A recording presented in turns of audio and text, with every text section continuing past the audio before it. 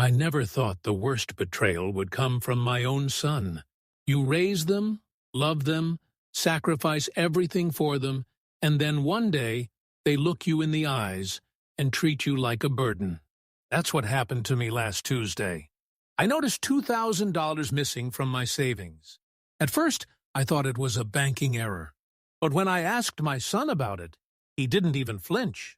He shrugged, leaned against the kitchen counter and said, "You're going to die soon anyway.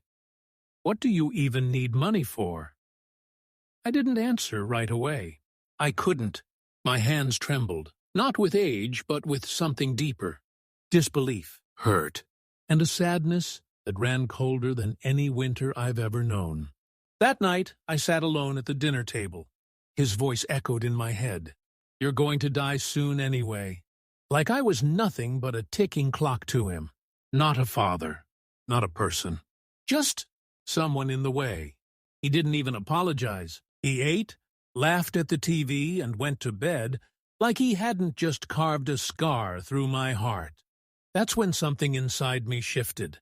Quietly, slowly, like a door unlocking in the dark. Before we continue, please subscribe to the channel and let us know where you're listening in the comments. I remember holding him for the first time. He was barely 6 pounds, eyes shut tight, fists clenched, like he had something to prove already. His mother had left just after he turned 1, and from then on, it was just the two of us. I worked double shifts, skipped meals so he could eat, and gave up every personal dream I had. I didn't resent it. I saw being his father as my purpose. He used to wait for me at the window every evening when I came home. "Daddy's home!" he'd yell, running into my arms. Those memories feel like someone else's life now.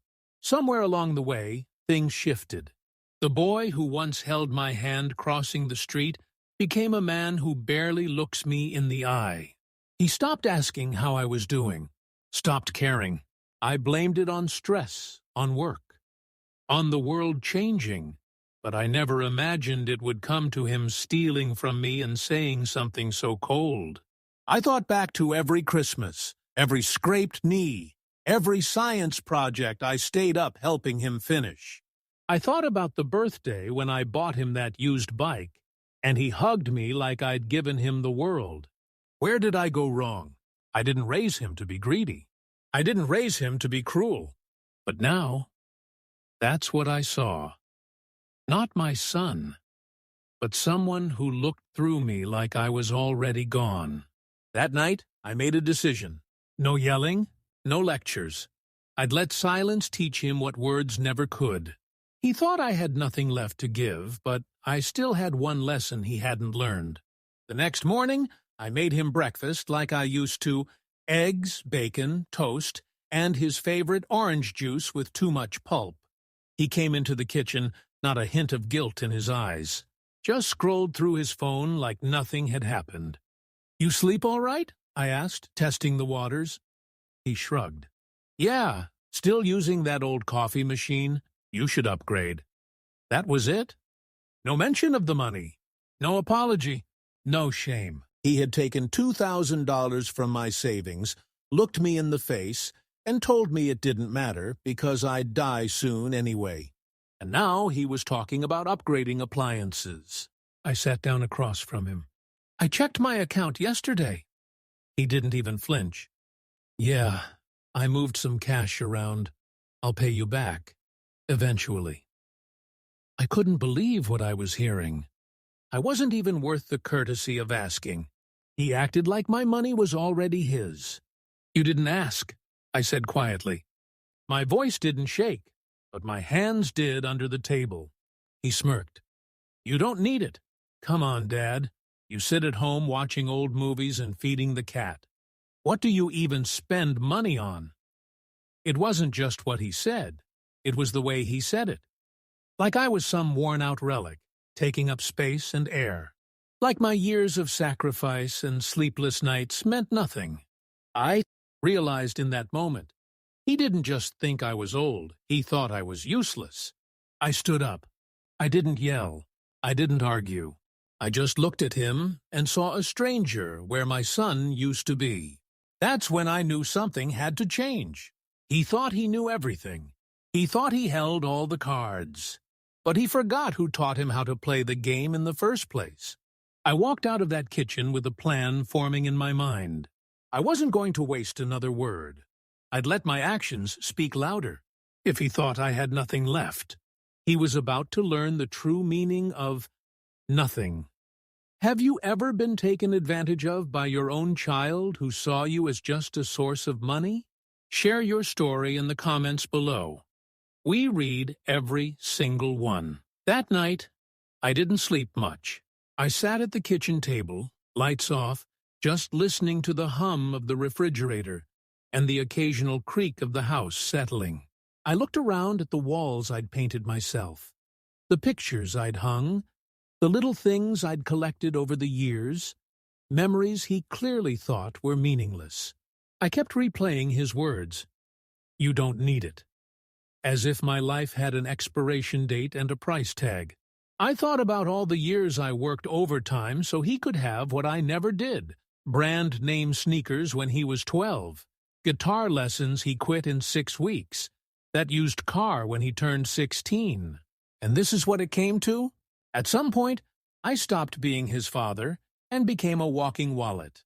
But I wasn't angry anymore. No, something in me shifted. The sadness I felt gave way to a quiet kind of clarity. I wasn't going to argue. I wasn't going to beg for respect. That never works. Not with people who already decided you're beneath them. Instead, I was going to do what I should have done years ago. Draw the line. I opened my laptop and went through my accounts. I canceled the shared credit card I stupidly let him use. I called the bank the next morning and updated my beneficiary information. Then I did the one thing he never saw coming. I listed the house for sale. It wasn't about revenge. It was about reclaiming my peace. If he thought this roof was his birthright, he was sorely mistaken. I gave him everything I had, but he wouldn't take what was left of me.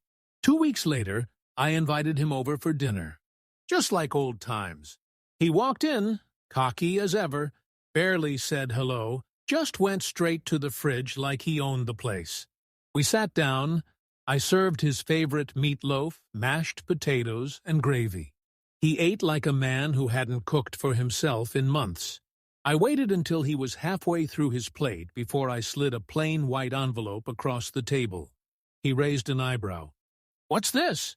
"Open it," I said calmly.